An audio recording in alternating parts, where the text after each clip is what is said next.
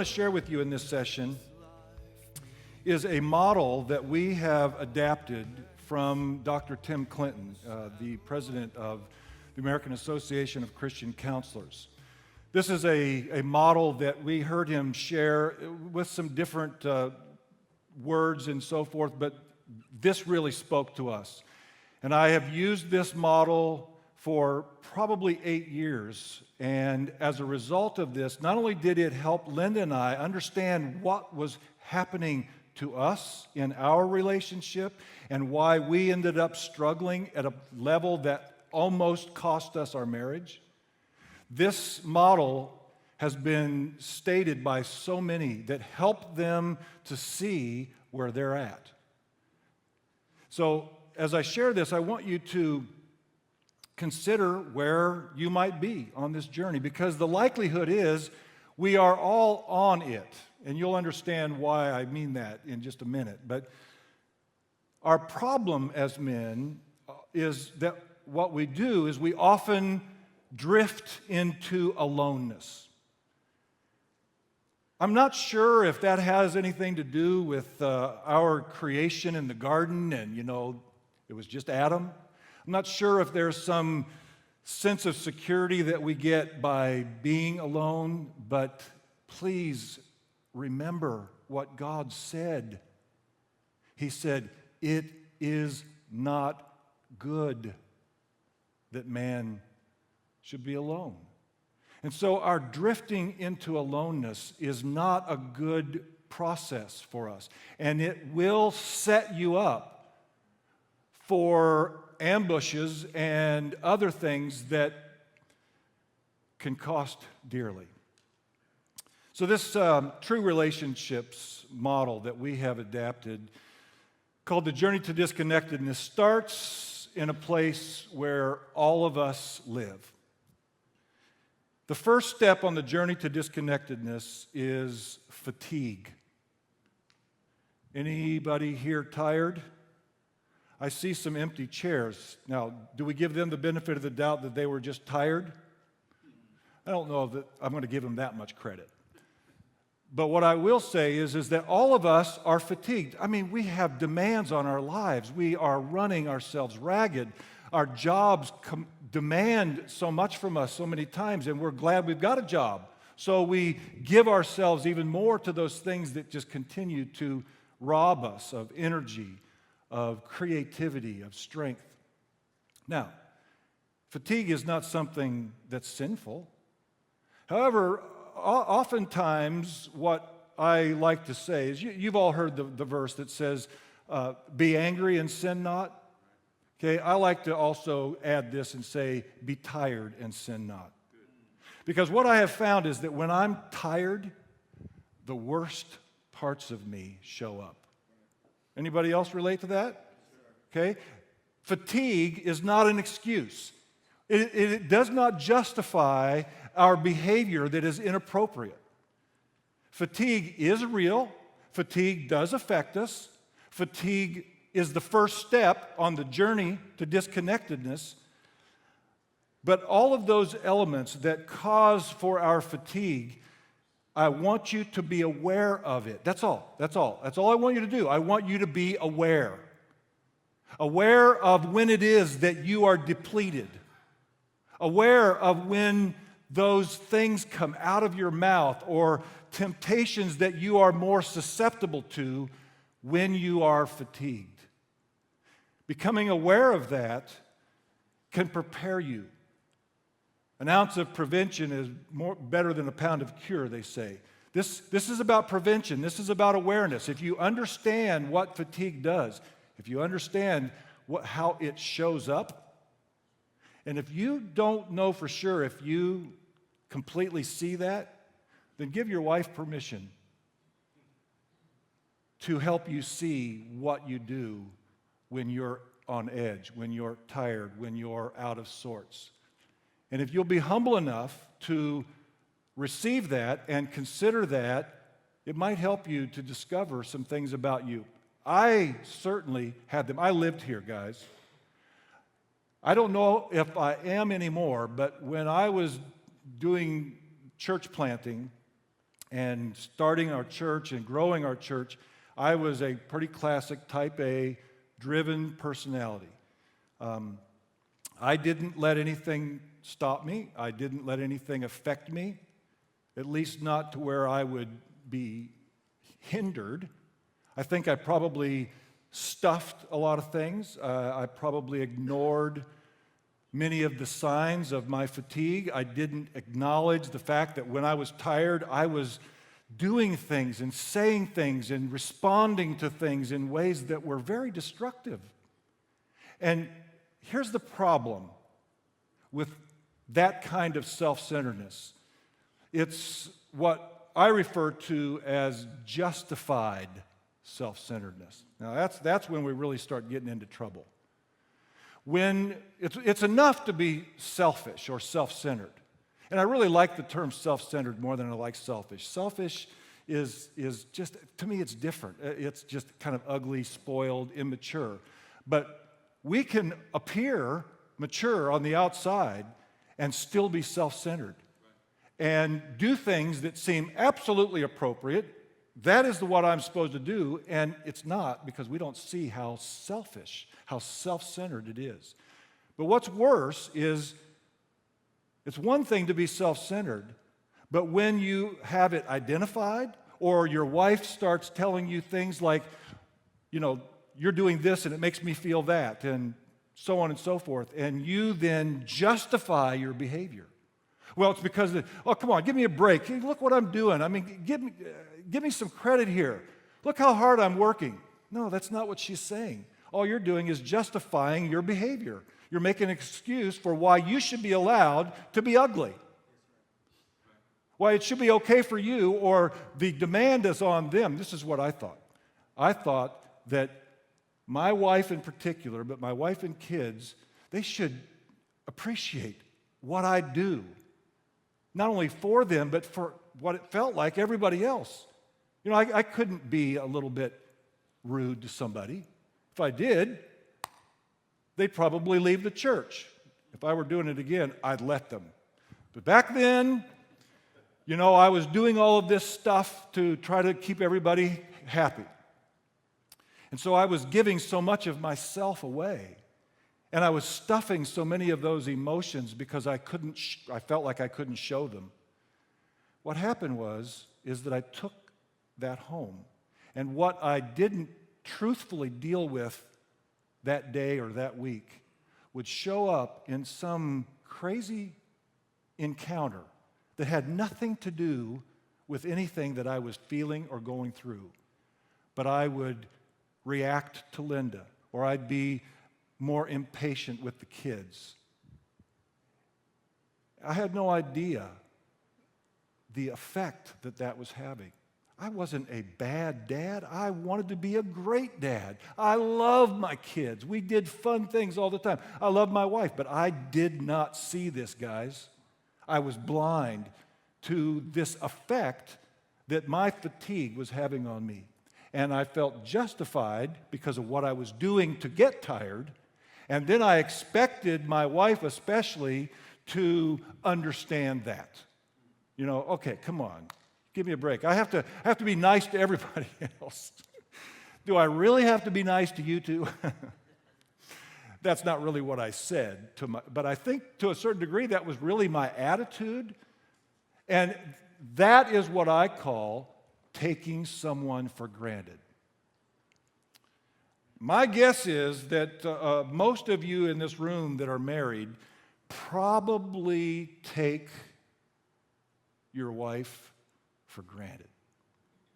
You see, I told myself, and for good reason, we were in a covenant relationship as a couple. We never even used the word divorce in our home. We called it the D word. Because we didn't even want to open the door for that thought. And as a result of that, because I had taken Linda for granted and I just expected that she was always going to be there, I didn't have to worry about her. As a result of that self-centeredness, as a result of that inability to step outside of myself and feel her pain, appreciate her feelings of disconnection from me. And as a result of that, we entered into this journey, which took me to the second level. The second level of the journey to disconnectedness is irritability and insensitivity. That is what I found that fatigue sets us up for the fastest. I become irritable. I react more harshly. I use phrases and words that are more caustic. I'm more insensitive. I don't hear the nuances that are being said in a statement by my wife or kids. I don't hear intuitively what it is that's below the surface and why it is that they're feeling the way they are, saying what they're saying. I lost my ability to be sensitive. Now you say, well, is that really what men are supposed to be? If we are leaders, effective leaders have to be sensitive. It said of the sons of Issachar, they understood the times and they knew what they should do. You have to be sensitive. You have to be aware. You have to be in tune if you are going to make a difference in your world. You can't just put it on autopilot and expect great things to happen. You can't put it on autopilot and expect that your wife is just going to be madly in love with you. I'm sorry, I didn't mean to disappoint you all, but it doesn't work that way. You have to be engaged. You cannot be disconnected. You have to be in tune. You have to be aware. You have to be listening. And when I was that fatigued, I lost my sensitivity and became ultra sensitive myself. Does that make sense to you? I lost my sensitivity, but I was more sensitive about things that were coming at me, so I'd react in ways that were inappropriate.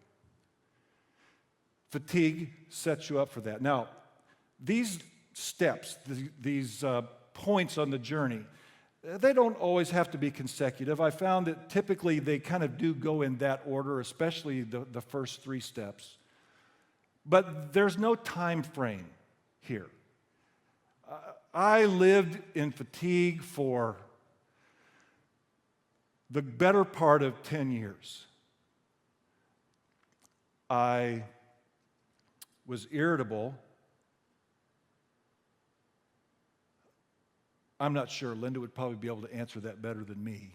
But as she's helped me look back, I realized that there were so many times that I made her feel small. I made her feel stupid. I talked to her like, well, you just don't get it. I know that sounds ugly, and it is, but I didn't see it for what it was. I was totally insensitive to what it was doing to her. One of the examples would be that I remember early in our marriage, she was at home, and she had gotten home from work early, and she was making dinner for the two of us. We had no children at that time, so it was during our first year of marriage. And I came home, and I saw her in the kitchen, and she was cutting up some vegetables. Now, my mom's a cook. She just loves the kitchen. She goes to the grocery store 3 times a day. That's the way I grew up. That's what I saw. My mom was good in the kitchen. Now, Linda's mom, everything was out of a can. Nothing was homemade. And so I felt superior. And I saw Linda cutting, and I thought, oh, she's going to cut her finger off. I have to help her to do it better. And I went up and I just said, here, hon, let me show you how to do that. She's so sweet. She never said anything to me until such a time as we had to deal with all the stuff, all the baggage that had hurt both of us so much. And she reminded me of how I would make her feel silly, stupid. I just thought I was being a good guy, trying to help her do it better. And I know some of you guys have had an exact same situation, and you thought you were doing the right thing, and you have no idea what it did to her or them, whoever it might have been.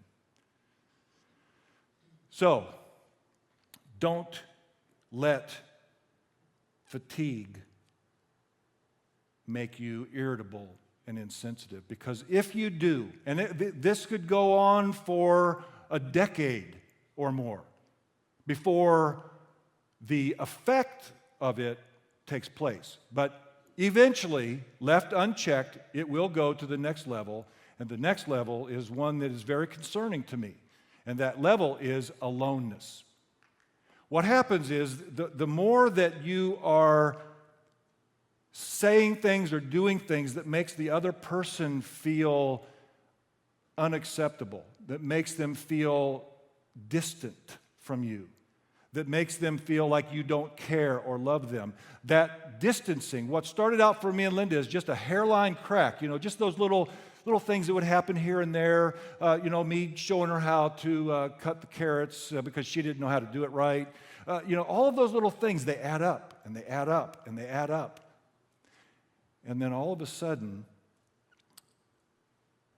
the person says something like, you know what, it's just not worth it. I'm just not going to go there. What's the point of saying anything? They don't care, they don't listen, they don't change, so I'm just going to have to suck it up, and I'm just going to have to go on, and I'm just going to have to protect myself. That's what happens.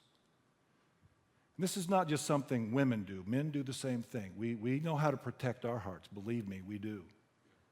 So it doesn't have to be the woman that goes into aloneness. No. This can be the man, because there are things that your wives do to you that irritate you, that hurt you, that push your buttons. They can be disrespectful and dishonoring, and that will send every guy reeling. And that's one of the problems because of the fall that women have. They dishonor their husband because they look at them and say, why isn't he doing this? Doesn't he get it? Doesn't he see this needs to happen? Why am I seeing it and he doesn't? And so she becomes discouraged, disappointed, feeling unloved. She begins to push your buttons, which makes you feel dishonored, disrespected, and you say, hey, I don't deserve this. Man, I go to work, everybody pats me on the back, I get a paycheck every week, I come home and I can't do anything right, forget this, I don't need it. And you disconnect. You go into aloneness. And aloneness is a dangerous place. And the reason that it's dangerous, this is going to sound silly, but it's because you're alone. One can put 1,000 to flight. Two can put 10,000 to flight. Aloneness weakens you. Aloneness makes you feel cold, where two can keep each other warm. Aloneness sets you up because you don't feel loved. And here's something I've discovered. Every single one of us have one strong need to be loved. You have no idea how many times I've heard from a woman or a man a statement that sounded something like this. All I want is for them to love me. That's all I want. I just want to be loved.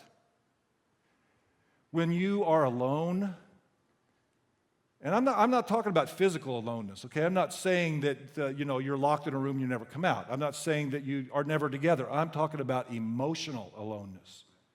You can be in the same house, be in the same car, be doing the same stuff, go to the same church, and be completely alone emotionally.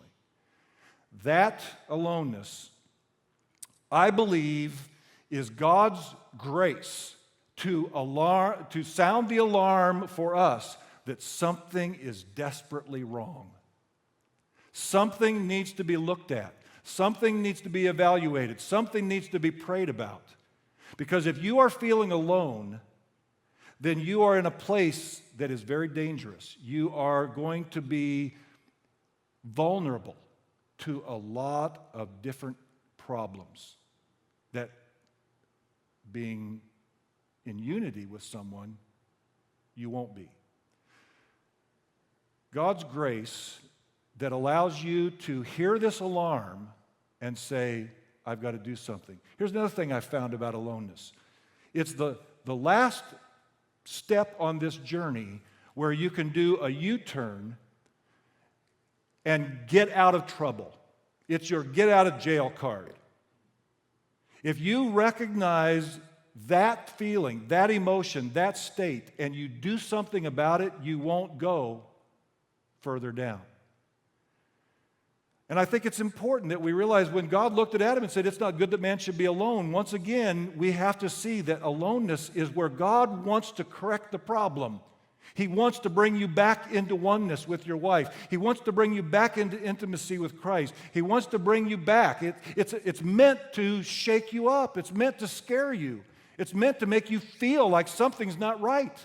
Okay? That's a good thing. It's pain. One of my favorite phrases, I've used it for decades. I don't know who said it. I don't even know if maybe I've even turned it into my own somehow, but here's how the phrase goes. Until the pain of your existence exceeds your fear to change, nothing happens.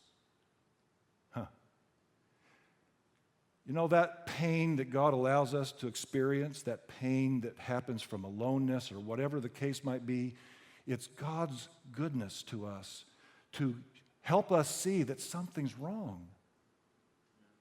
And it's not for you to go out and try to fix it. That's not what the alarm is supposed to say. You say, well, my wife doesn't love me. You know, she never touches me anymore. I don't even know, blah, blah, blah. You're vulnerable, you're alone, somebody gives you attention, some woman gives you attention, and you take it hook, line, and sinker because you are so vulnerable. It's a scary place. And so I spend the time there right now because I want to make sure you get that. I don't know which of you might be there, but I'm pretty confident that some of you are. And I want to help you to turn this ship around. Okay, so another reason that not turning around at the aloneness stage is so dangerous and concerning is because of what the next step is. The next step on this journey to disconnectedness is arrogance and alienation. So now we're not just alone, we are intentionally moving away from the other person. We are now saying things like, you know what? They are just never going to get it. Arrogance sets in. I begin to believe that I've got to do what I've got to do to make it.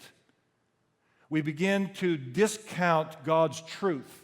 We begin to say things like, we know ourselves, we know God. Even though His Word says that this is wrong, He's going to understand my situation. Arrogance. Arrogance that says, I've got to do what I've got to do, and God's going to forgive me. I've got a couple that I'm working with right now. It's a pastor and his wife. His wife had an affair with the worship pastor. When I was at CF&I, I told the guys how susceptible worship leaders are to this kind of failure. It's not just only them, but I think there's a susceptibility there that we need to be cognizant of. But here this pastor's wife falls in love with this younger worship pastor, and she is gone. Her heart was just completely disconnected. Her husband, a great guy. She's a great lady. She's just deceived. She is out of touch. She is arrogant. She thinks, and this is why I'm telling you this story, she has actually said to me and to her husband, I've already made the mistake. And I love this other person more than I love my husband. So why can't I just go with him and God will forgive me? I mean, I've already done it, so what's the point of making this work? I mean, I might as well just get what I want. She doesn't even hear the self-centeredness and the ugliness of that concept, the arrogance of that, to say, well, I'll just do what I want, God will forgive me. Oh, that's such a complicated thing, isn't it? Because, I do believe that God will forgive her. However, what she doesn't get is that choice set her up for deception that is going to follow her and is going to cause her a great deal of pain. And God's going to arrest her heart someday, some way.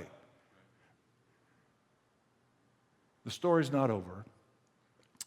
I met with the pastor husband this week, and one of the things that he'd been doing to survive the 3 months that his wife has been telling him, I'm in love with this other guy. She's been doing rendezvous without anybody knowing it. And he asked, and she says yes. She said, well, I'll never lie to you. So he asked, and then she says yes. And it's ugly. It's horrible.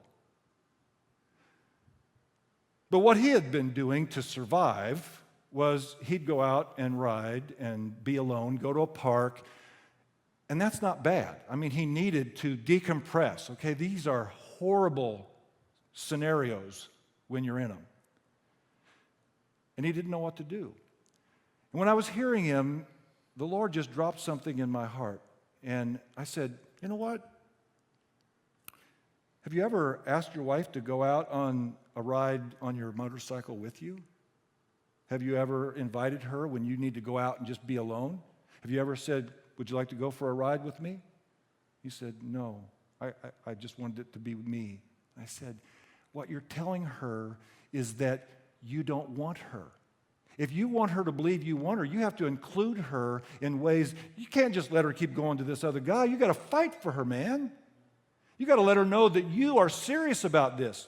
This is the truth. This is what happened this week. I told him I advised him to let his wife go on the next motorcycle ride with him.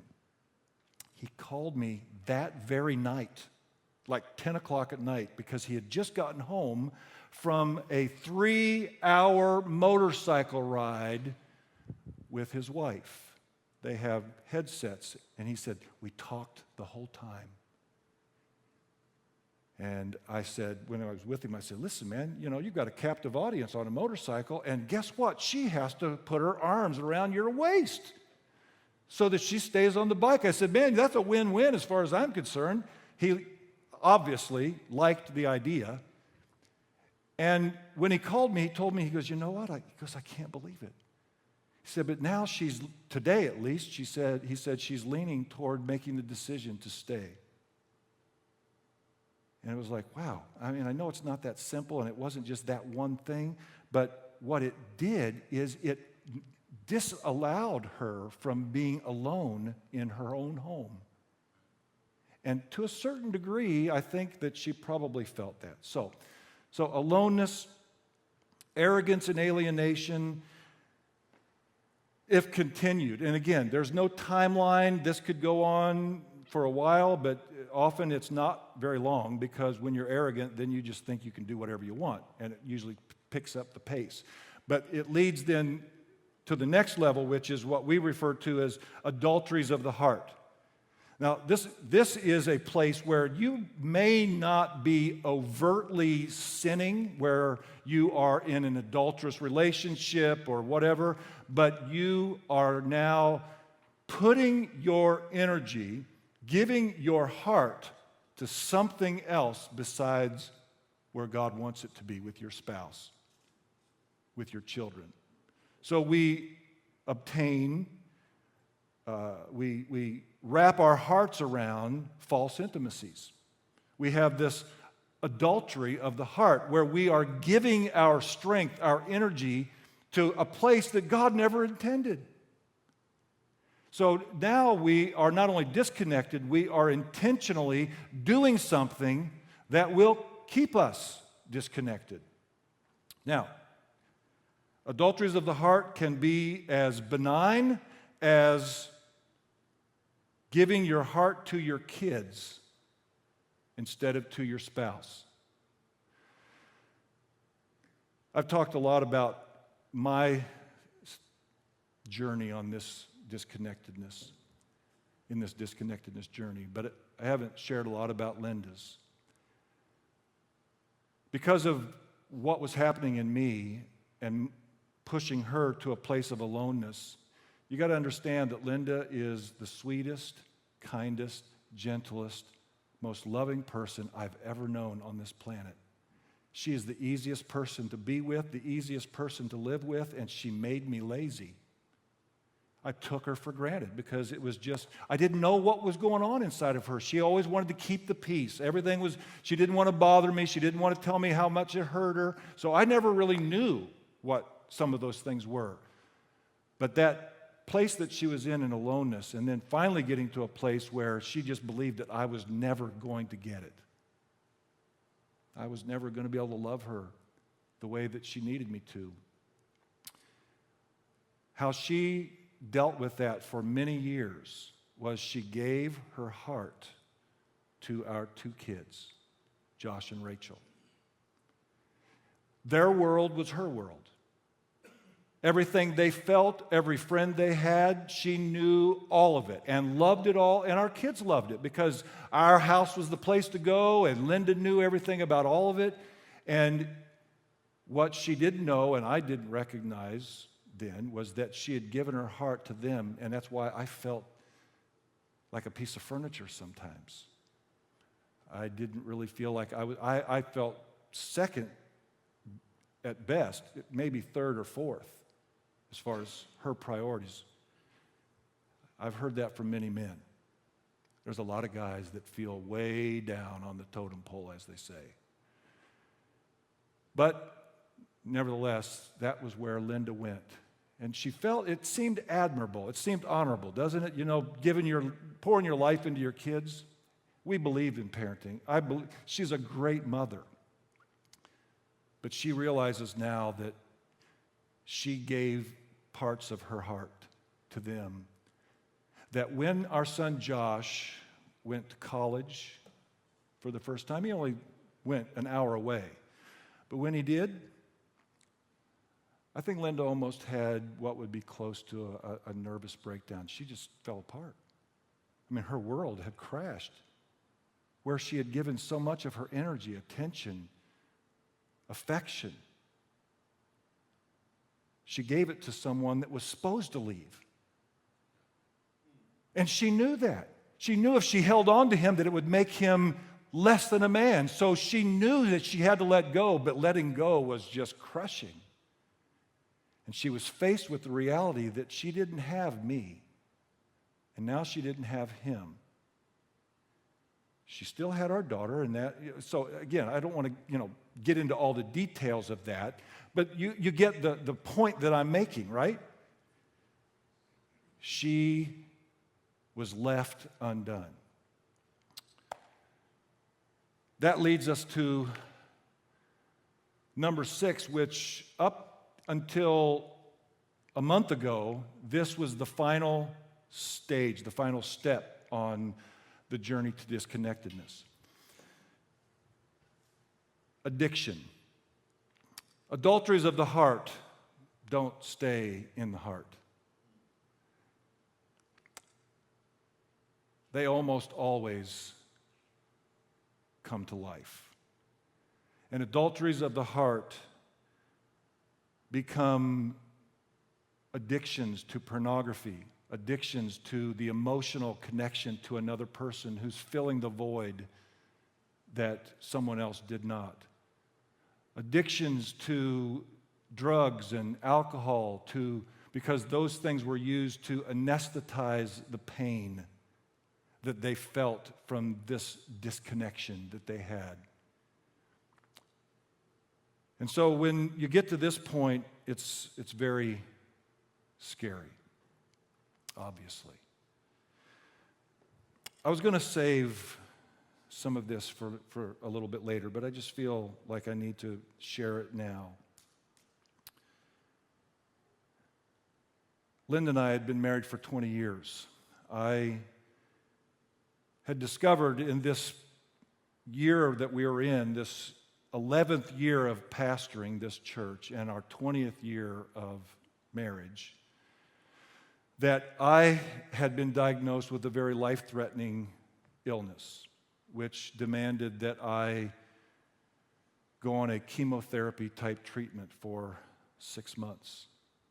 Well, that threw me into all of these previous levels on the journey: fatigue, irritability, aloneness. I was undone. I was so sick. I'd never been so sick in all my life. I experienced depression for the first time ever.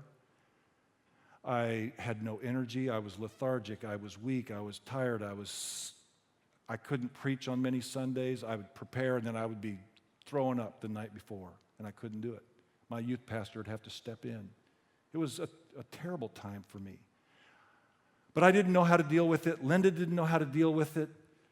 I didn't realize how disconnected we were. I felt it, but Linda really felt it. I knew it, but I didn't understand it. Well, here I am sick. Linda's trying to kind of cover for me. Okay, so she's taking on a lot of additional responsibilities at the church, and I probably should have been stronger, but that's what I'd done for my whole life, and now it was like I didn't know what to do, I didn't.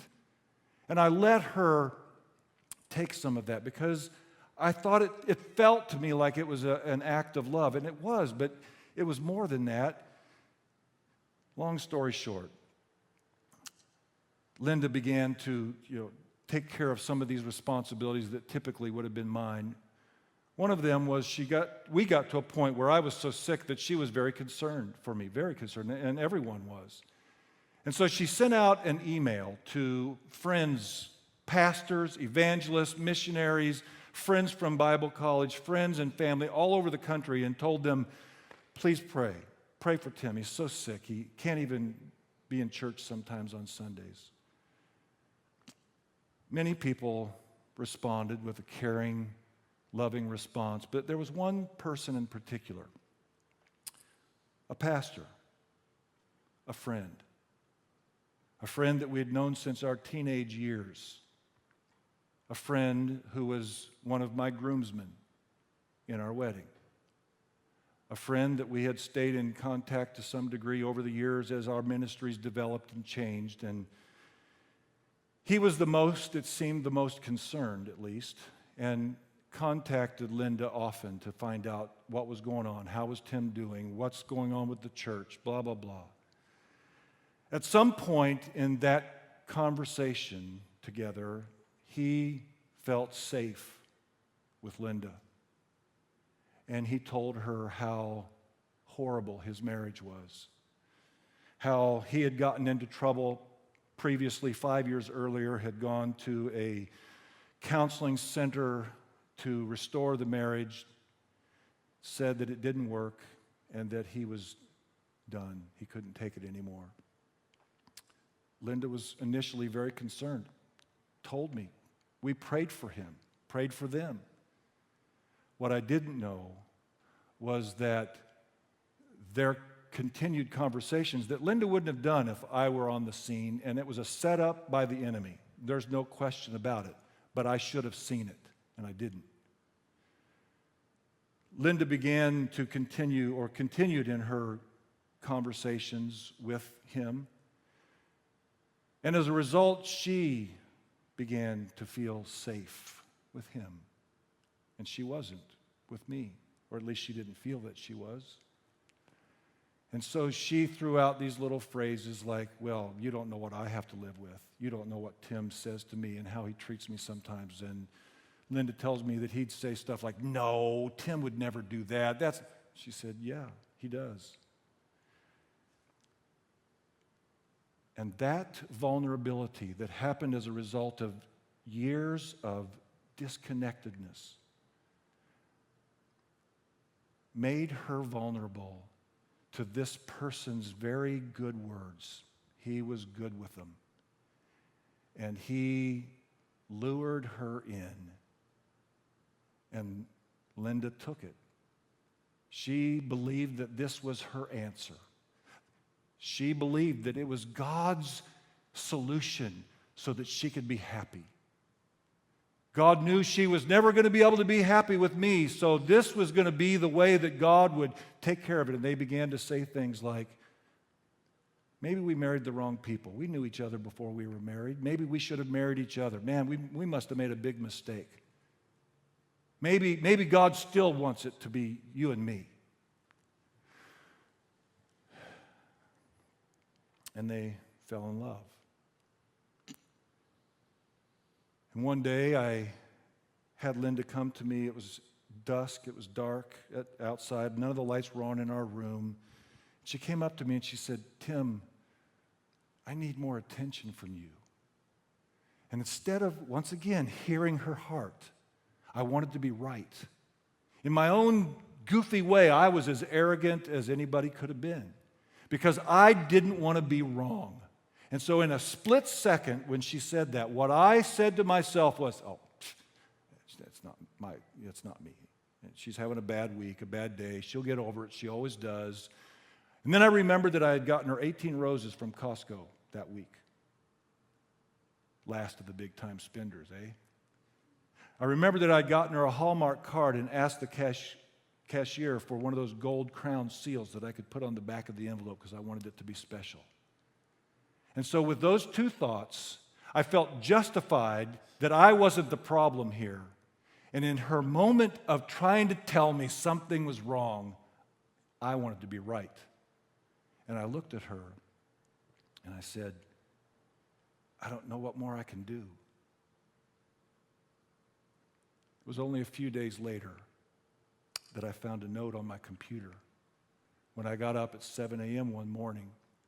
And on that note, it said, I'm leaving and I'm never coming back.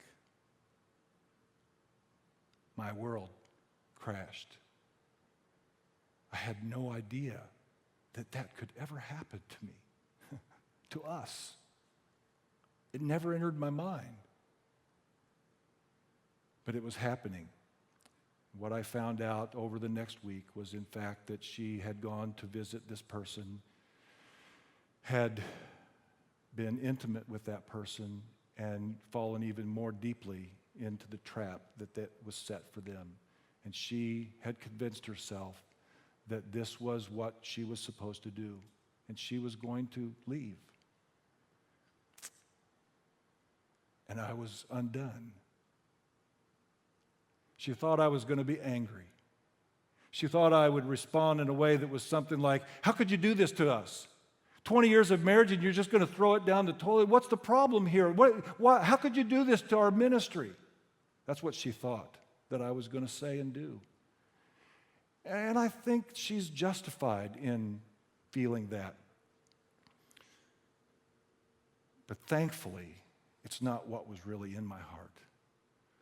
And when I realized that she had genuinely left me, I fell on my face before God, and I wept, and I cried, and I begged Him. I told God, this was not part of the plan. This was not part of what I knew you called me to. We were one.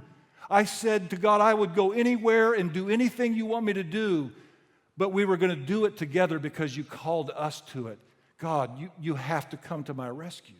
I can't do this. I don't even know where I'm at right now. And I translated that by going to meet with Linda. She agreed to meet me at a coffee shop. And I looked like death warmed over. She couldn't believe what had happened to me. I was broken. She wasn't prepared for that. She thought I was going to justify further her actions, her decision. Instead, I told her that I would do whatever it took to win her heart back. I told her that I was going to fight for her and that I loved her and I was going to prove it. And I was sorry that it took this, that it took getting to that before I saw where we were. I told her that my ministry that God gave me was to her, not to the church. I'm not married to the church. Jesus is. He can take care of his bride. I had to take care of mine. And I told her that I would leave the ministry if that's what it demanded, because this was not God's will. Well, she wasn't prepared for all of that. But her addiction to this relationship made it horrific. For nearly 2 months, there were times that she would look at me and she'd say, "Tim, you don't get it, do you? I don't love you anymore. I have no feelings for you at all. How can I stay married to you? How can I be with you if I have no feelings for you at all?" You have, well, maybe you do, but if you've ever heard those words in some form or another, you know how devastating they are, how powerless you feel, how hopeless you can become, because you just think it'll never, how could it be better? How can it change? But I believed God. I believed in the promise that we made. I believed in the covenant that we had vowed to God and to each other. I believed that God was going to help me honor that. And so I continued to fight. And I didn't give up when she'd look at me and say that. Even though she was addicted to that relationship, even though I discovered what was going on, even though we stepped away from our ministry and took a 3-month sabbatical to save our marriage, even though this other guy lost his ministry, lost his wife, lost his family, everything was gone overnight, literally, for him. Even though all this was happening, Linda continued to want the emotional connection that she had. And so even though she was trying to come back, even though she was still with me, even though she was still in our home, she was addicted to that relationship. And she opened and closed 3 mailboxes in a little over 6 weeks, where she'd open a mailbox for him to send her stuff without me knowing it. Then she'd confess it. We'd close the mailbox together. She'd be repentant and sorry. And then 2 days later, she would do the same thing again. She did that 3 times, continued with connection with him until we were able to go to a place called Stonegate, a place for broken marriages, particularly for broken marriages for ministers. And we spent 10 days in that place, and God delivered us, and He restored our marriage, and He gave us our hearts back. But the reality of that addiction was very real, and I need you to feel the pain of that. Because if I can make you feel that pain, maybe like Jabez understood, where he said, "Keep me from evil so that I will not cause pain." Maybe that will be enough of a motivation for you that you will never allow you or anyone you love to get to that place, because it's a horrible place. I'm happy to tell you that Linda didn't go to what I've just recently discovered as the true final step of the journey to disconnectedness, and I've just added this in the last month, and that final step is rebellion. Rebellion is when we get to a place where, like the woman that I told you about said what she said, where she was literally in the face of God saying, "I'm going to do what I want to do, and even though God says no, oh, I know He's good, so I'll be okay." You know, that's rebellious. And the Bible calls rebellion like unto witchcraft. That's pretty severe, wouldn't you agree with me? Do we really want to go there? Do we really want to risk that? Do we really want to say that the grace of God is greater than that, which it is? But the problem is, we're not. You get to a rebellious stage, I mean, it is only by the goodness of God that you'll ever come back to your senses again. It's a very desperate place. And if you go there, I don't want to be pessimistic and I don't want to be overly negative, but the chances of you getting off of that journey or not following through with your rebellious act of false intimacy, whatever that is, becoming more addicted to pornography, getting a divorce, finding someone else, whatever, If that's where you go, if you go all the way down to the bottom, that scares me because I don't know if you're going to be able to turn that thing around. And again, I know that sounds pessimistic, and I'm not that way, and I don't want to think that that's even possible. But biblically, I believe it is possible to get into that kind of a rebellion where God just turns you over to your wicked ways. That is not a place I want to go. And it's certainly not a place that I want you to go.